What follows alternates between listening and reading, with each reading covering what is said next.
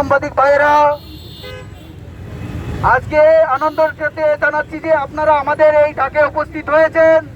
সাথে আমাদের জাতীয় নাগরিক পার্টির নেতৃবৃন্দরা উপস্থিত হয়েছে। বৈষম্য বিরোধী ছাত্র আন্দোলন ভাইয়েরা এই তাৎক্ষণিক মিছিলে উপস্থিত হয়েছেন।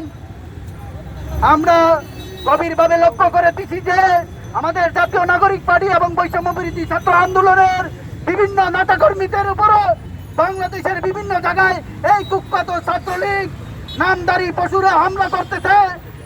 এদের যদি কঠিন বিচারের আওতায় না হওয়া হয় তাহলে আমরা কঠিন বিক্ষোভের ডাক দিব ইনশাআল্লাহ। এই সিলেটের মাটি থেকে বলতে চাই, এই শাহজালালের মাটি থেকে বলতে চাই, কোন আওয়ামী লীগ রাস্তায় বের হতে দিব না, কোন ছাত্রলীগ রাস্তায় বের হতে দিব না। আমরা সর্বদাই প্রস্তুত মাঠে থাকতে, যতদিন না পর্যন্ত আওয়ামী লীগের রাজনীতি নিষিদ্ধ না করা হয়েছে। আমাদের ক্যাপ্টেন হাসনাত আব্দুল্লাহর উপরে যে অতর্কিত হামলা চালিয়েছে গাজীপুরের সেই কুখ্যাত জাহাঙ্গীর মেয়রের কুলাঙ্গার পুত্ররা, তাদেরকে হুঁশিয়ার করে বলে দিতে চাই, এই বাংলায় আমরা আছি, আমরা থাকবো। যদি কোনো হাত বাড়ায় আর তাহলে তাদের উপর কঠিন ব্যবস্থা নেওয়া হবে। আর প্রশাসনের বাইকে আমি বলবো, দ্রুত এদেরকে গ্রেফতার করুন এবং আইনের আওতায় আনুন।